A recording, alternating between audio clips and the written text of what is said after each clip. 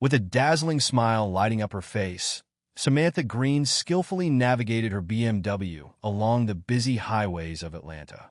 Although she realized she'd have to return home later than she had originally planned, she dismissed it as just another symptom of the city's infamous traffic snarls. To her, every minute spent sitting in gridlock felt like a frustrating loss of time, and she blamed the delays on Atlanta's notoriously congested roads. The man she was seeing happened to be nearly a decade her junior, a fantastic lover and a captivating conversationalist who always knew how to keep her engaged. His undeniable charm and impressive ability to rebound after their passionate encounters kept her thoughts occupied as she distanced herself from the city. Yet gradually her mind began to drift away from Ethan. Despite his attractions, she still found lingering affections for David and Emily, her daughter. Samantha was eager for quality time with them, especially now that she felt a sense of satisfaction and fulfillment. She was acutely aware of her emotions and made a deliberate effort to be patient and nurturing toward David. As she drew nearer to home, her smile reflected a feeling of successfully balancing two satisfying worlds. However, the moment she pulled into the driveway, the absence of her husband's pickup truck in the garage struck her as peculiar and unsettling. This realization instantly dampened her spirits. She had anticipated that David would be there, ready to greet her after her long day. Instead, the house was enveloped in an eerie silence, leaving it feeling empty and unwelcoming. As she pondered the whereabouts of David and Emily, it suddenly dawned on her that her phone had been off since dinner. Caught up in her own world, she hadn't even noticed the lack of messages or calls. Determined to reconnect, she powered on her phone, pulling herself back into the present moment. Meanwhile, David couldn't shake off the satisfaction of pulling off a brilliant surprise for Samantha. He had been aware of her Atlanta conference for months. This wasn't just any event. It was something she attended twice a year, and fortuitously, this particular conference aligned with their 20th wedding anniversary. A few weeks prior, David had been approached about a project to build a sizable vacation home for a family in Atlanta. After wrapping up the business discussions with the client, Lucas Carter, David shared a brilliant idea that had sparked in his mind. On the 10th of next month, our anniversary, my wife will be in downtown Atlanta for her conference. I'd love to treat her and her colleague to a lovely dinner at a nice restaurant close to her hotel. To elevate the moment, David added, I also bought her a stunning pearl necklace that I want to present at the table during dinner. My daughter could help organize everything with you, Lucas. She's in college now and knows all the best spots around town. She can ensure the necklace gets into my wife's hands. Lucas chuckled. Sounds like you're trying to score some serious points when she gets back. Why not just go to Atlanta with her and hand it over yourself? David explained, I've suggested that in the past, but Samantha insists she's too busy to spend time with me. She'll have a late dinner and rush back to her hotel to rest. I have my commitments here, and it feels a bit pointless to travel all that way just to be ignored. I have another idea, David continued, sharing his thoughts with Lucas. What if I treat your daughter and her friend to dinner? If she could sit at a table next to Samantha and send me live updates on Facebook, I'd love to see the look of shock on my wife's face when she opens the necklace box. I'll give you my daughter's number, and you can coordinate with her. Lucas replied, I'm sure she'll be thrilled to help make this happen.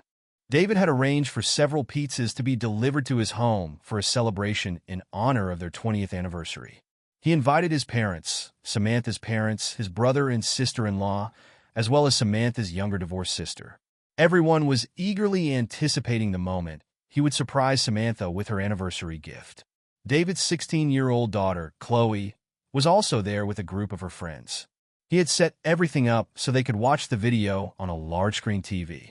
Lucas's daughter was instructed to sit as close to Samantha as possible without raising any suspicions. Her job was to send live updates to him via Facebook. David even went as far as to pay the waiter to deliver the wrapped gift after Samantha and her colleagues ordered their meals, ensuring that everyone could witness Samantha's reaction in real time. This is going to be the best anniversary ever, especially considering the distance between us, David declared, a wide grin spreading across his face. I've organized everything, so there won't be any audio from our side. Feel free to comment, especially about how fantastic my idea is. "Who's that guy sitting with your mom?" Chloe asked. Her curiosity piqued as Samantha appeared on screen, holding hands with a strikingly handsome young man. "Didn't you say she was with Rebecca?" Chloe pressed, confused. "I'm not sure who he is," David admitted, his tone betraying his growing unease. "He looks like a pretty close friend." Samantha's father let out a disapproving grunt, his frown deepening at David's words as the couple settled into their seats. Everyone gathered around David's TV could easily eavesdrop on their conversation. "It's incredibly generous of your husband to cover dinner tonight," the unknown man remarked with a grin. "I'll make sure this anniversary is unforgettable, even more memorable than your honeymoon," he added. "Then you better order a steak," Samantha replied with a playful smile. "You'll need your strength. Our honeymoon was legendary." "Is that true?" the man asked, intrigued. "Did you have a lover back then? Or did your husband hit all the right notes?" "David did an outstanding job. Thanks for asking," Samantha replied casually. "You're the only lover I've had in the last 20 years, not counting David, of course." Thankfully, he started to slow down. "You know, you'll have a far better 20th anniversary tonight than most women do." "I'll take care of everything," the man assured her. "Maybe we should change the channel," Chloe suggested uneasily. "This isn't really fair. Samantha has no idea what we're witnessing or hearing. Shouldn't we just turn it off?" "David, we can't miss Samantha's reaction when she gets her necklace," someone interjected. With a determined but slightly flushed expression, David replied, "Let's stick around for this train wreck a bit longer." As the couple continued placing their orders, everyone leaned in, fully engaged in the unfolding drama. Once the waiter departed with their menus, Samantha called out to Ethan, bubbling with excitement. Soon, another waiter approached, holding a beautifully wrapped gift. "Look, David must have sent me an anniversary present," she exclaimed, her joy palpable as she ripped into the wrapping. "Isn't it breathtaking?" she asked, her eyes shining at the sight of the pearl necklace. "Can you help me put it on?" she requested, leaning closer to Ethan. "Of course. Just tilt your head a little," he responded, carefully fastening the necklace around her neck. As he finished, his fingers briefly brushed against Samantha's skin. "Your husband is such a romantic. You're really lucky to have a handsome man like him," an elderly woman at a nearby table remarked. "True on both counts," Ethan chuckled, clearly enjoying himself. "She's got a romantic husband and a charming boyfriend." Samantha shot him a sharp look, but the older woman just laughed, taking Ethan's comment lightly.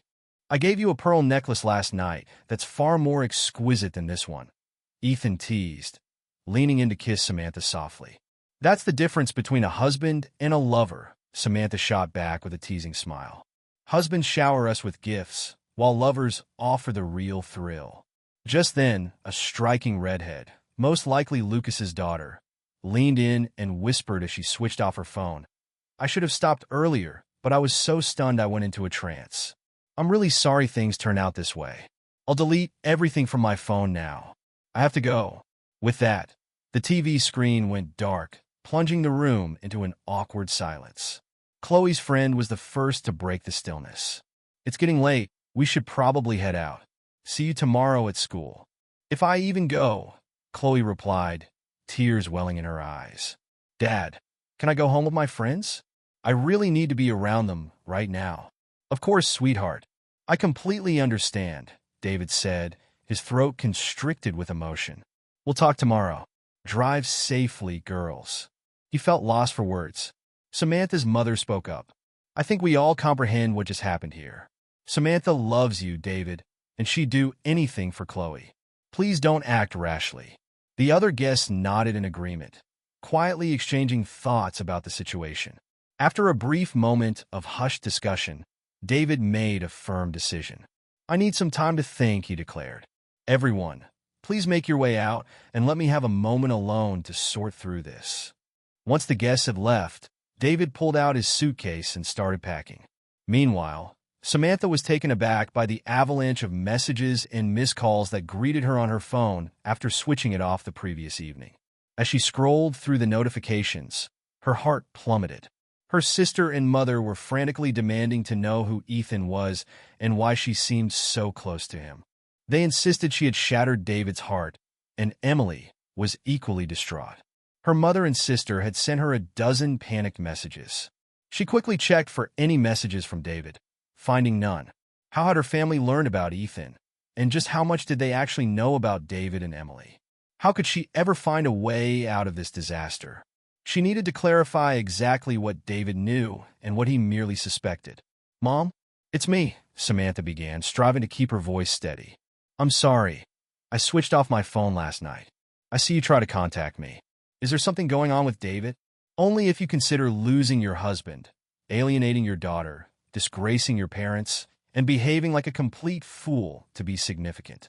David, I imagine you don't care much, or else you wouldn't be flaunting a pearl necklace from your boyfriend." Her mother's words cut deep. "David gave me this pearl necklace for our anniversary," Samantha shot back defensively.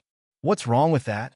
Your father and I have seen enough old adult films to recognize the signs." "What?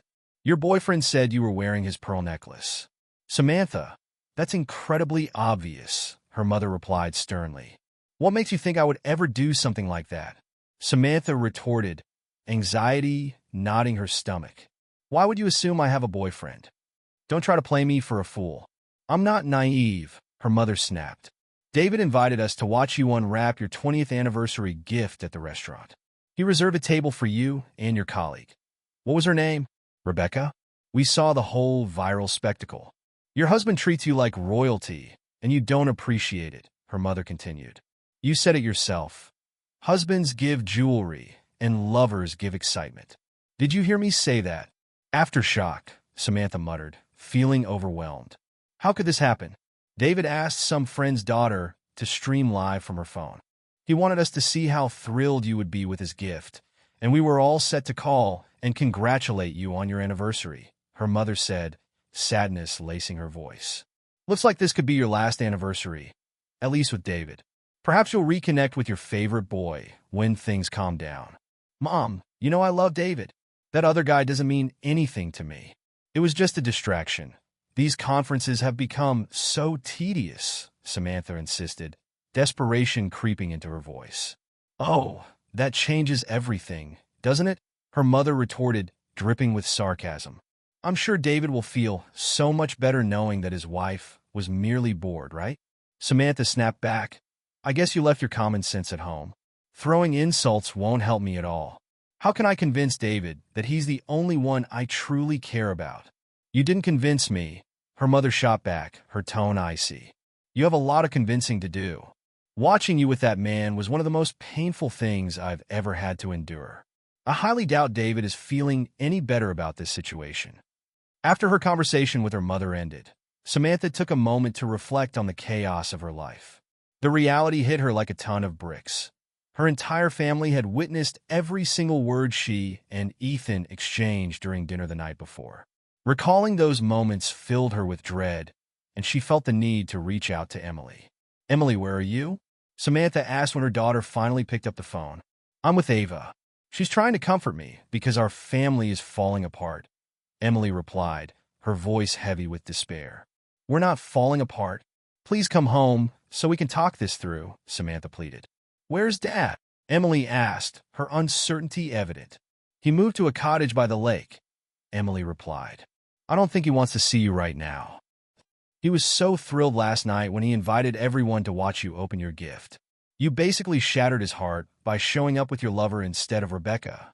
"Please, just come home," Samantha repeated, her desperation growing as she struggled to find a way to win back David's forgiveness. After hanging up with Emily, Samantha began to roam through the house, her mind racing with thoughts of what to do next. As she wandered through their home, she realized that David's office was stripped bare. His laptop and several filing cabinets were gone. The closet in their bedroom stood empty, mirroring the void she felt inside. Fighting back tears, she aimlessly moved through the house, noting all the missing items. It struck her hard that David hadn't taken a single photo of their life together, a reality that weighed heavily on her heart. Looking for a distraction from the unraveling state of her marriage, Samantha decided to make dinner for Emily.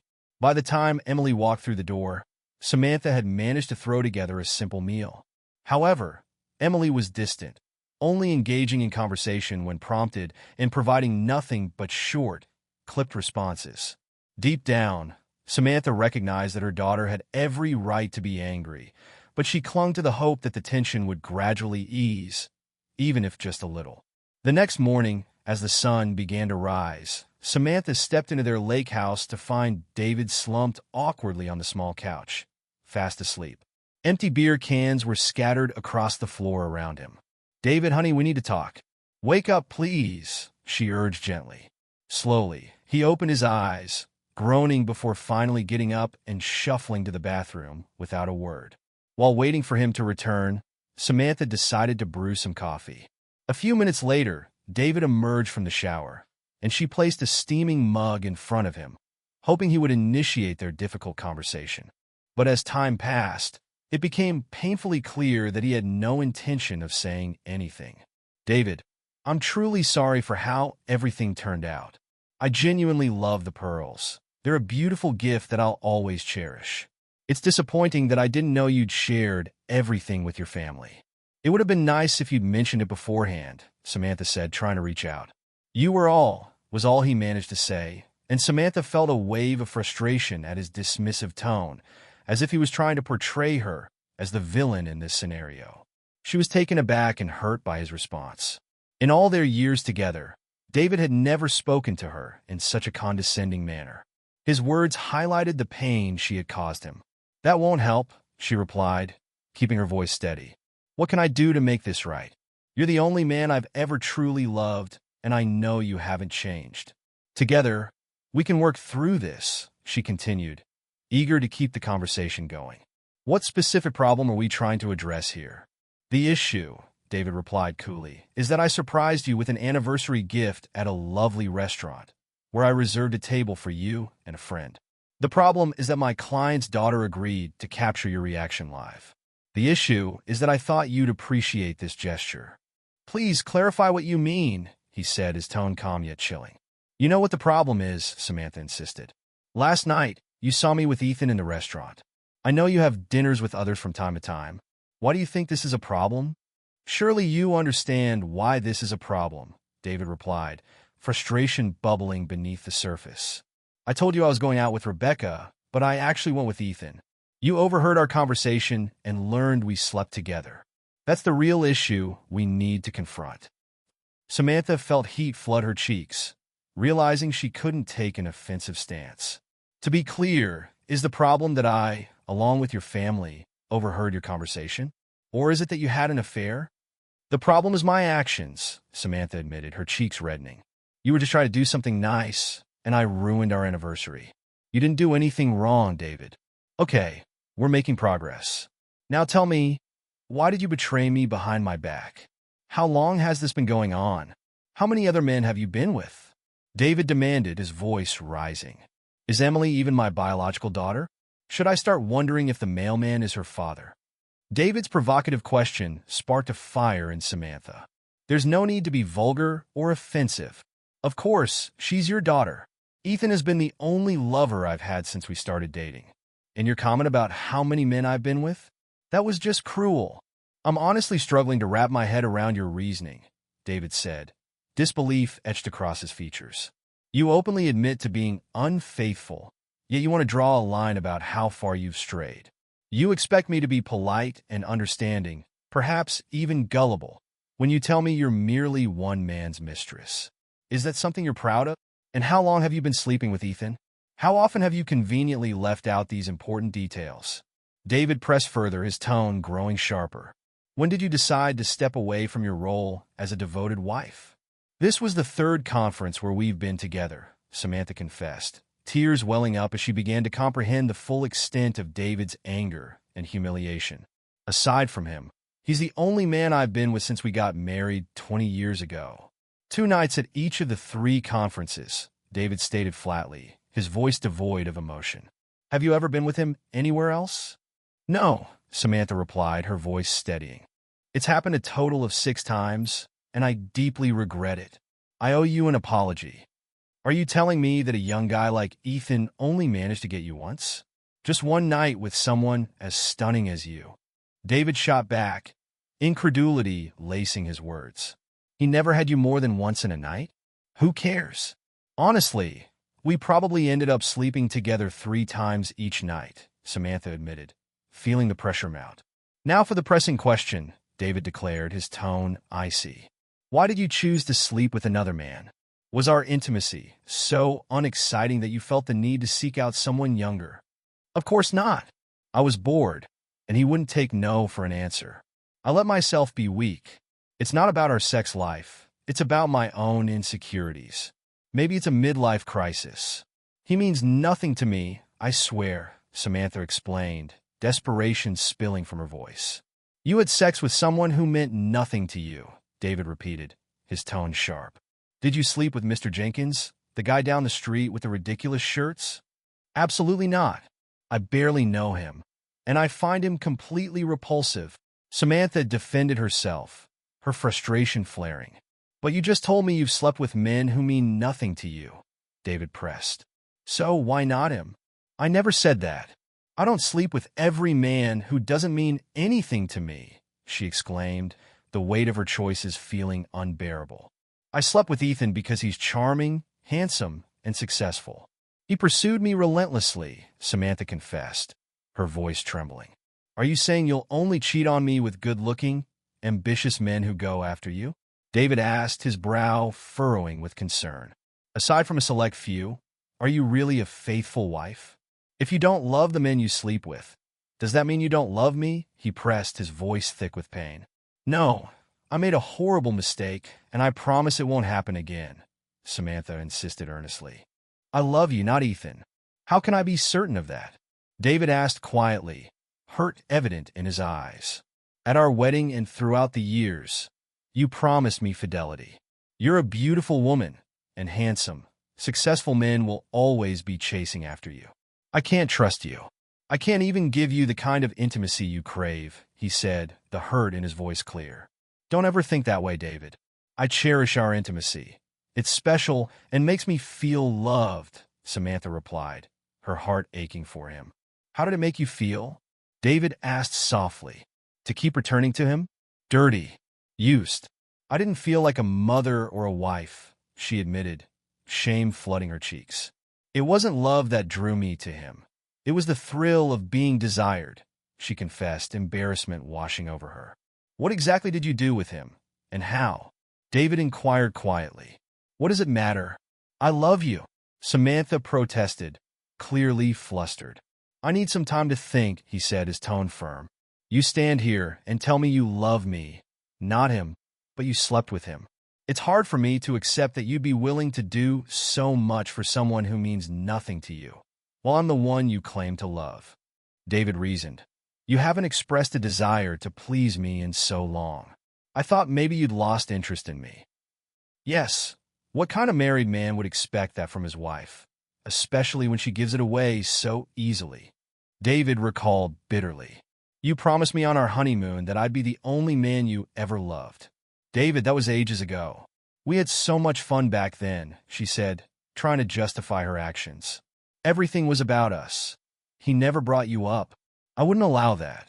Samantha, you seem to have forgotten that I overheard several minutes of your conversation. That was humiliating for me. You went along with it. Remember how I tried to slow things down? I thought you wanted to make our 20th anniversary special. You didn't object, did you? Why are we wasting time here? David suddenly demanded. Did you find someone new?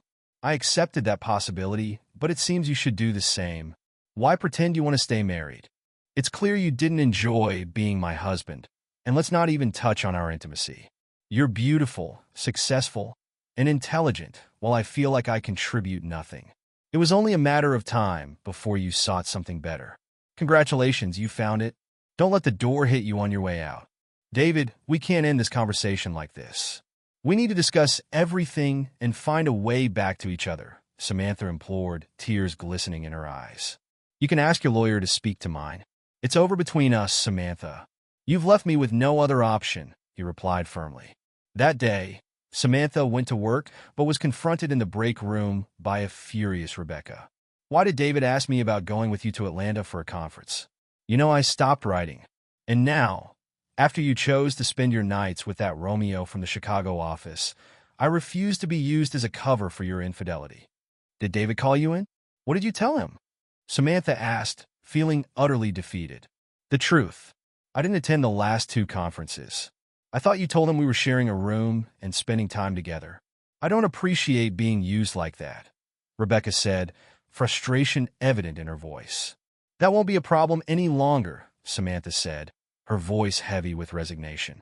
David discovered everything on this trip. I think he's going to file for divorce.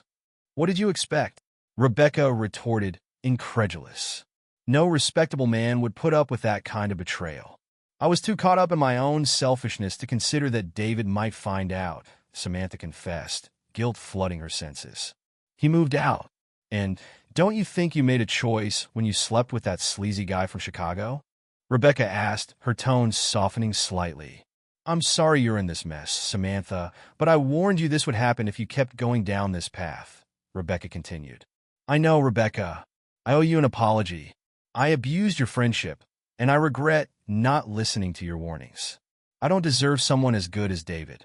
After Samantha's betrayal came to light, David decided to take the day off work, determined to pack his belongings and move to the lake house before she returned. He didn't want to hear her excuses or rationalizations. The thought of living without Samantha was gut-wrenching, but he knew he could never forgive her blatant disregard for his feelings or her infidelity. When she showed up unexpectedly the next morning, the emotional chasm between them was palpable.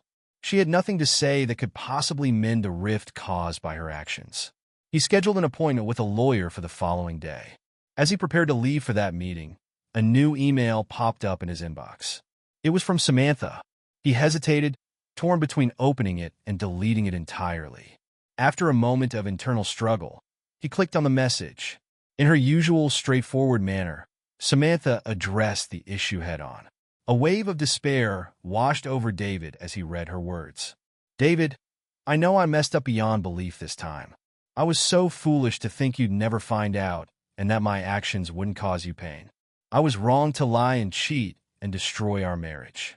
Even if one partner is unaware, you deserve so much more than this. I've never wanted anything as desperately as I want your forgiveness. But I won't challenge your decisions regarding our marriage. I've lost the right to have a say. I love you and wish you nothing but the best. You are a remarkable man, a great husband, and an incredible father. This is all on me, and I fully accept that. While I feel deeply sorry for what I did, I know I've hurt you beyond repair. Tears stung David's eyes as he read Samantha's heartfelt apology and plea for forgiveness. It was typical of her to take responsibility after she had time to reflect. She had always set high standards for herself and others. Feeling hollow, he saw no reason to respond to her letter. He felt he had nothing left to say. The next morning, as Samantha arrived at David's lake house, her only source of information about him was their daughter, Chloe. On Friday afternoon, Chloe called Samantha to let her know she was heading to her dad's cabin for the weekend. David would bring her back on Sunday evening. Realizing this was how life would unfold, Samantha spent a miserable weekend lost in thoughts of how she had shattered her life. She felt utterly adrift, unsure if she could ever make amends for her mistakes. Had she irrevocably ruined her once happy marriage? When Chloe returned home Sunday evening, she appeared particularly downcast. Dad has decided to divorce you. He can't live with someone who has lost all respect for him. I saw him cry several times this weekend. I've never seen him like that before. Do you have any idea how much you've hurt him? Your boyfriend is probably a lot better than your dad, Chloe added, bitterness lacing her words. He's not my boyfriend, and he doesn't hold a candle to your father, Samantha replied, taken aback. It was a colossal mistake, and I deeply regret it. Your dad is the best man I've ever known. Forgive me for being skeptical, Chloe snapped back. This isn't the first time you've been with that jerk, right? You've been lying to us for years, haven't you? Recognizing that it was time to stop deceiving her family, Samantha confessed. I slept with him during 2 conferences before this last one. It was wrong, and I'm truly sorry. Was it wrong? Chloe fumed. That's putting it mildly, don't you think, Mom? You betrayed Dad in the worst way possible. Didn't you vow to be faithful when you married him? Did you cross your fingers, hoping it wouldn't count? I know you're angry with me, but I'm even angrier at myself. Your dad is an incredible man and a great father. You know that. What I did doesn't change how I feel about him. I acted very foolishly, Samantha admitted, her voice laced with regret. As you say, Chloe replied coldly, retreating to her room as Samantha returned to her work. Their interactions turned monotonous. She and Chloe barely spoke. Her job became her refuge, a stable environment amid the chaos, though Rebecca's cold demeanor toward her remained. Samantha attended Chloe's school events, often sitting alone unless her mother accompanied her. Those gatherings were the only time she saw David, and he always kept his distance, positioning himself as far away as possible. Other parents quickly caught wind of their divorce, and Samantha often overheard men, both single and married, make crude remarks about her. It became evident that news of Samantha's infidelity had spread throughout their community. Meanwhile, David poured himself into work. This became the only silver lining in the aftermath. He knew Samantha would receive half of the business, and his lawyers suggested various strategies to minimize her share. However, David remained resolute. If it weren't for her, we wouldn't have anything to divide. I won't deny the facts.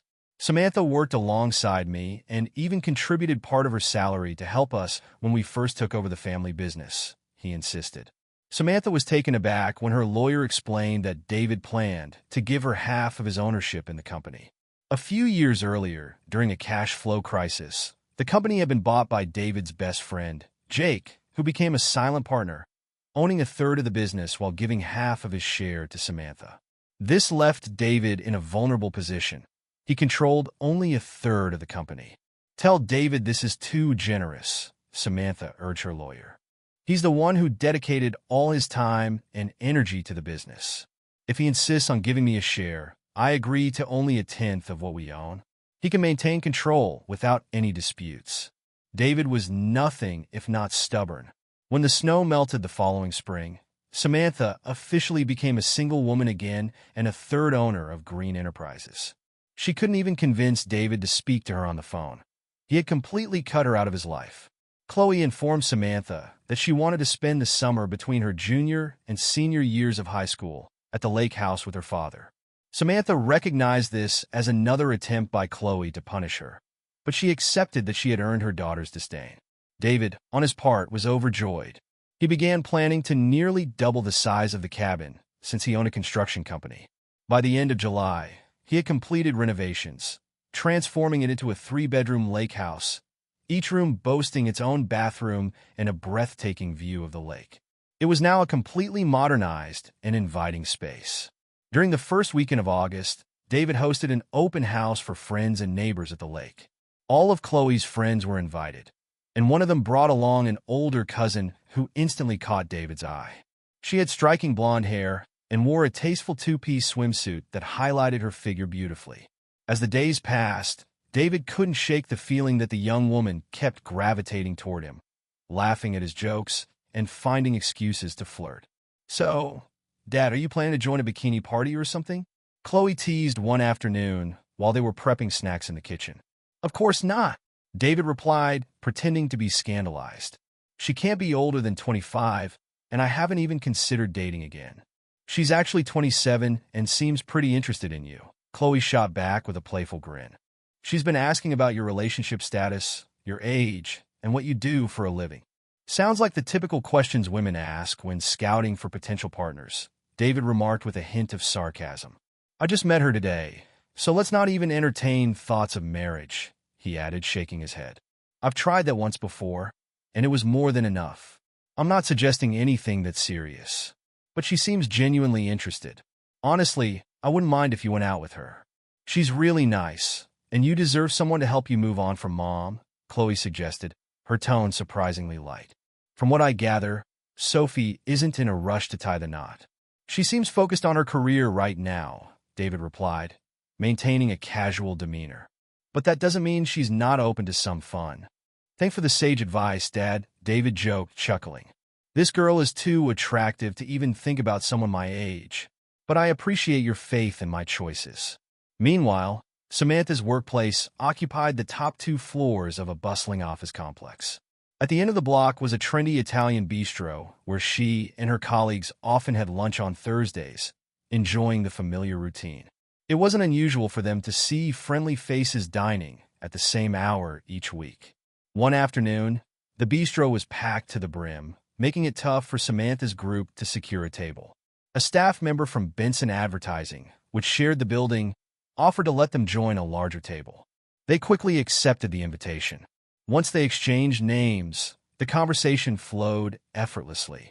One of the women on the advertising team was particularly engaging and charming, drawing Samantha in with her infectious laughter. She chuckled as her colleagues began teasing her. "Not all of us are fortunate enough to have a wealthy guy with a lake house," one woman named Laura joked. "It must be wonderful to wake up with the sunlight dancing on the lake," another chimed in. "Yes," the young woman agreed, "especially when there's a handsome man there to wake you up. Getting out of bed can be such a hassle. If that's the guy who picked you up after work last Thursday, I can see why you'd want to stay in bed," another woman teased. "He looks a bit older than you, but he seems fit. David is all that and more," the young woman gushed. "He's genuinely kind and an incredible lover." At that moment, Samantha's heart dropped as one of her friends asked the question she had been dreading. "You're not talking about David Green, are you? Do you know him?" the attractive young woman replied, her smile radiant. "You have to admit he's quite a catch. Honestly, he's a great guy, but he used to be Samantha's husband," her colleague said nonchalantly. "I think we should change the subject," Samantha interjected, leaning toward the young woman with a forced smile. "I'm Samantha Green. I didn't catch your name." "Sophie Mitchell," she replied, her enthusiasm evident. "His ex-wife was stunning, but I thought he was probably blinded by love. It seems he's far too good for me. I hope you're not upset that I'm living with David now." "I can't fault you, or him, for that matter," Samantha said, trying to maintain her composure. "You're a beautiful young woman with an impressive figure. I can understand why David would be drawn to you. I'm surprised KC never mentioned anything about you. I can't speak for KC, but I have to say, you raised a wonderful daughter. Chloe is smart, thoughtful, and just as beautiful as you are. I always enjoy her visits," Sophie concluded as the evening progressed. Later that night, Samantha found herself interrogating KC at dinner. "Why didn't you tell me your father has a gorgeous girlfriend living with him? That's definitely something I want to know." "Honestly, Mom, I didn't mean to hurt you. I know how you feel about everything," KC replied carefully. "I'm still upset that you cheated on him, but I didn't want to make things worse because of your choices. Sophie seems to be good for Dad. He finally appears happy again," KC added. "You might be surprised, but I'm glad David is finding joy. He deserves someone who truly loves him, even if it's not me. I don't think she's head over heels for Dad, but she genuinely cares for him. She made it clear that her career is her top priority right now. She's focused on achieving success in marketing." "Aren't you going to start dating, Mom? You still keep in touch with that guy from the conferences. Do you think you could make it work with him?" KC asked, referring to Ethan. "Ethan isn't the type of person I'd want to be with," Samantha admitted. "He's superficial, self-absorbed, and vain. I never considered it anything more than a fling. He turned my life upside down, but I can't blame him for my own mistakes. Are you interested in anyone else?" KC pressed. "You're still attractive. I've noticed how some of the dads and teachers treat you with extra kindness during school events. Honestly, I think David ruined me for other men," Samantha replied with a bittersweet smile. "The reason for our divorce is common knowledge in the community. It makes women sympathize with your father, and men view me as an easy target.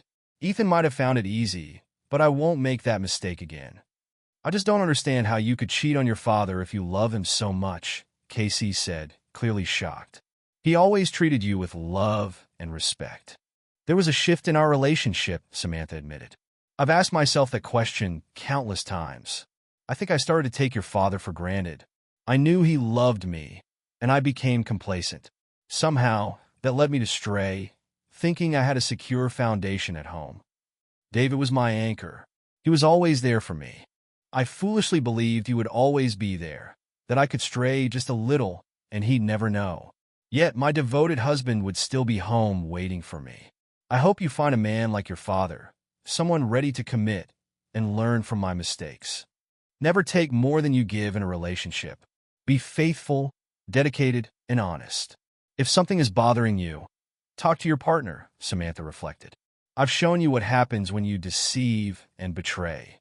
Occasionally, Samantha would bump into Sophie during lunch, and she was often surprised by how much she liked her.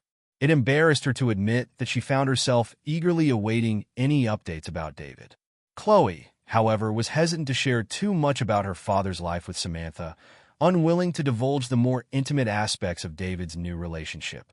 In contrast, Sophie was open about her time with David, discussing him with her friends without hesitation. Samantha, it's clear you still care about David, Sophie remarked one afternoon as they sat together over lunch. He never says a bad word about you, but it's evident you've hurt him deeply. I'm not here to judge you, Sophie continued, her expression serious. But I can't help but think I would never betray someone I was with. It's hard for me to believe you did. She paused, her gaze steady. Everything I hear from you shows that you still love and respect him. Just remember that when the thrill of passion fades and you get caught up in the mundane aspects of life. I lost my way, and now I'm paying for it, Samantha admitted, her voice heavy with remorse. Love isn't just about wild nights or lavish getaways. Sometimes it's about dealing with the more ordinary things like fixing the leaky faucet or deciding which shade to paint the living room. Life can become routine, but that's part of it. David is an honest businessman, a loyal friend, and a wonderful father. I'll always love him, but I betrayed him in the worst way possible. I've learned a hard lesson, and maybe I woke up a bit too late, Sophie said with a sigh. I told David last night that I accepted a job in Seattle and will be leaving in 2 weeks. This is a fantastic opportunity for me. From the beginning, I made it clear that my career takes precedence, but I could see how my news affected him. I'm sharing this with you so you understand what he's feeling and might help him if he's struggling. He really is a great guy. He just isn't my forever partner. I'm sure he'll miss you, Sophie continued, her tone softening. David doesn't act on impulse. If he invited you to stay with him, it means he holds you in high regard, not just for your looks. And he's also a savvy businessman, Samantha remarked, a smile flickering across her face. I pushed his limits, but he handled it gracefully. He's really matured over time. He'll miss you, but he's a great catch, and I doubt he'll be single for long, Sophie added with a nod. That's why I wanted to share this with you first, Sophie replied, returning the smile. What you choose to do with this information is entirely up to you.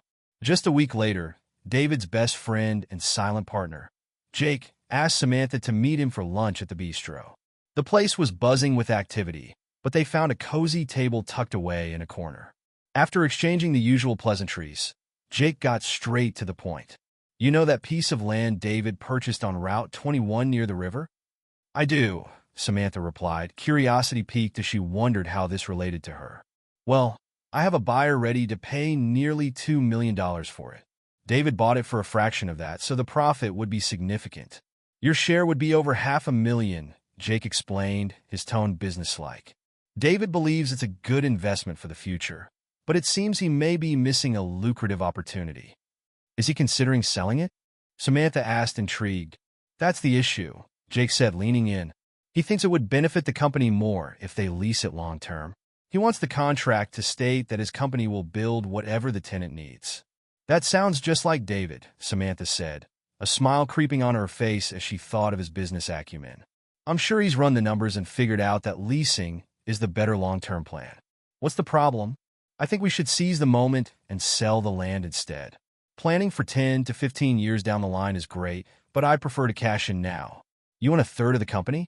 I own a third too. Together, we could persuade David to take the offer and then share the profits, Jake suggested, his tone persuasive. David won't be hurt by this. Heck, he'll walk away with $500,000 in cash, which should ease any discomfort, Jake added. As Samantha sat across from him, her anger began to bubble.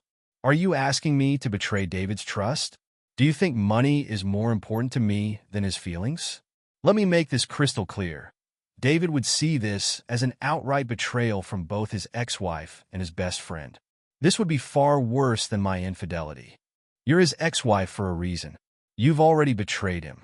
He divorced you because of your cheating. This is a chance to get a little revenge while pocketing a good amount of cash, Jake argued, his tone dismissive. You know it's not who you are. I admit I betrayed David, Samantha said, her voice steady despite her anger. I was foolish and selfish, but I never intended to hurt him. He deserves better business partners than you and I could ever be. I will never betray him again. I'd rather lose everything than hurt him like that again. I've already proven myself to be a terrible wife, but you're proving to be a terrible friend. David can keep my share of the company for as long as I'm alive. In fact, I'll make it a rule that he receives my share after I'm gone. You should know better than to underestimate his business acumen, Samantha said, her anger flaring as she stood up, placing money on the table to cover their lunch. Looking into Jake's eyes, she added, "Please don't try to take advantage of him." Almost a month later, Samantha opened her door to find David standing on her porch, leaving her momentarily stunned. He had been avoiding her since she returned from that disastrous conference. "David, come in. Everything's fine. Chloe just left a few minutes ago if you're looking for her," Samantha said, surprised by how excited she felt at his unexpected visit. "I'm here to talk if you have a moment," David began, stepping into the home they had shared for over 15 years. "If you're busy, I can always come back."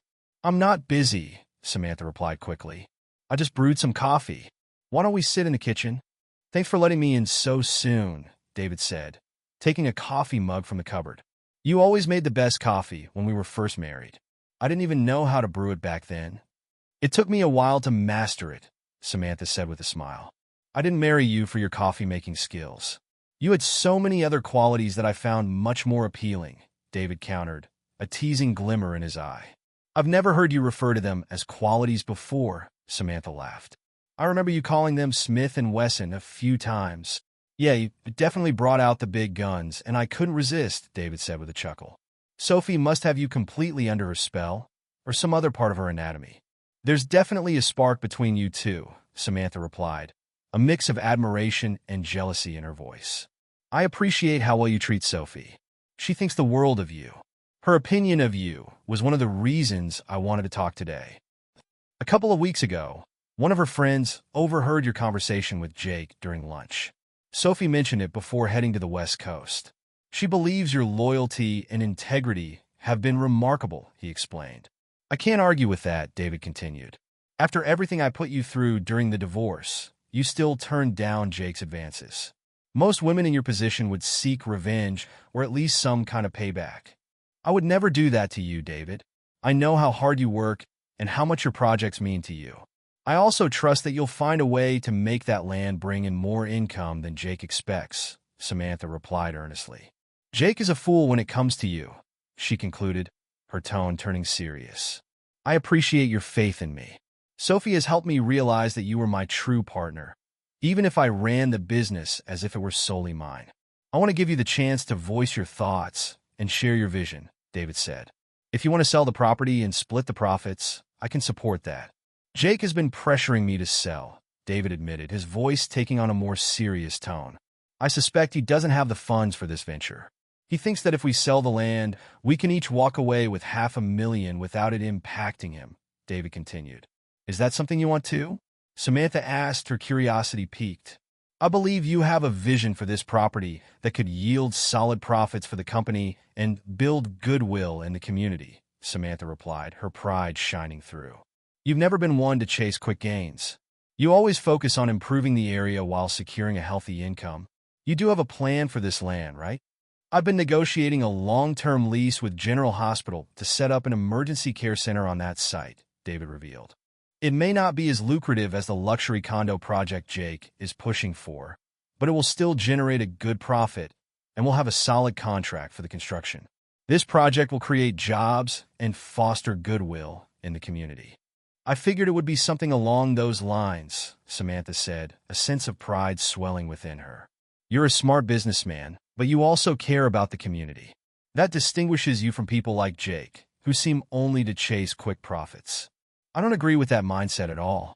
As far as I know, he approached you with his proposal, and you turned him down," David remarked. "I trust you completely, David.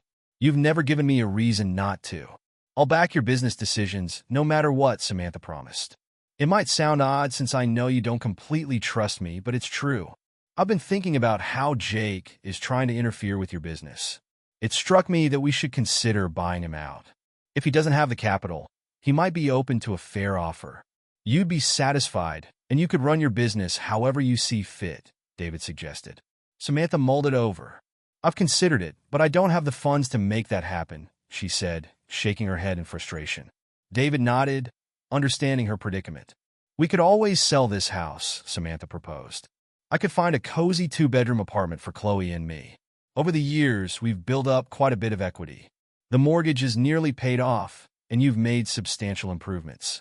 That should give us a strong start to rebuild our lives. Now that we're divorced, this is your home. Are you really ready to sell it and invest in the business? David asked, astonished. I can't say when I'll finalize the deal for the urgent care center. I can't promise you'll see a return anytime soon, if at all. Do I look worried? Samantha teased, her eyes sparkling. Remember, I was married to you for 20 years. You'll get everything back, plus interest. If this venture doesn't pan out, that's fine. I owe you, David. Money won't ever make up for my past disrespect, but it could help you break free from Jake. I'm willing to do this, if you come and stay with Chloe and me at the lake house. David quickly interjected. You'll have your own room with a private bathroom. It turned out really nice. I don't think that's a good idea, Samantha replied, her voice laced with sadness. This is about my personal life, not to mention the complications of dating. I'm sorry. I didn't think about your social life. David sighed. Of course, you wouldn't want to introduce a new guy into the house while your ex-husband is living there. Especially that guy, Ethan. It would be awkward. I'm not dating anyone, and I have no intention of starting, Samantha shot back, a hint of frustration in her tone. I've stopped going to conferences and haven't spoken to Ethan since that disastrous trip. If I'm around, it'll be nearly impossible for you to find someone willing to spend the night when your ex is in the next room. Honestly, with me around, any chance of a woman moving in with you is slim. Though I can't completely rule it out. I've seen women fall for you. I divorced you because you cheated. Then I moved Sophie in with me. My actions weren't exactly a great example for Chloe, were they? David said, his voice tinged with regret. I was just lost and lonely. Another man took my wife, and my self-esteem was in tatters. Sophie was there to help me pick up the pieces. I'm really sorry for how my actions affected your self-esteem. I wish this whole situation hadn't unfolded the way it did. But I can't fault you for being drawn to Sophie.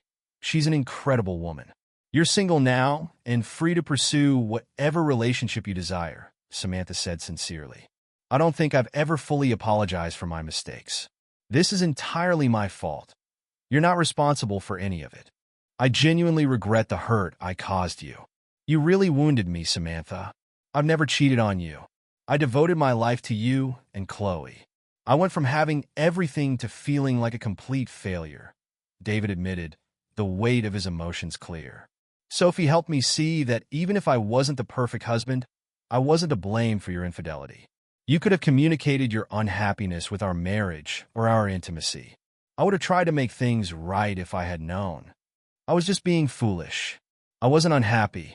You were a fantastic husband, an amazing father to Chloe, and a passionate lover, Samantha admitted. I lost my way, and perhaps I deserve the consequences. It might sound odd, but this suffering feels like a way to pay for my sins. Maybe you could at least come check out the lake house, David suggested, trying to shift the tone of their conversation. I'd really value your thoughts. I've incorporated some of our discussions into the renovations. I think you'll be pleased. Chloe has a volleyball match in a couple of hours. Can we squeeze this in? Could we do it another time? Samantha asked, a mix of anxiety and anticipation swirling within her. Let's go before the match. We can go together.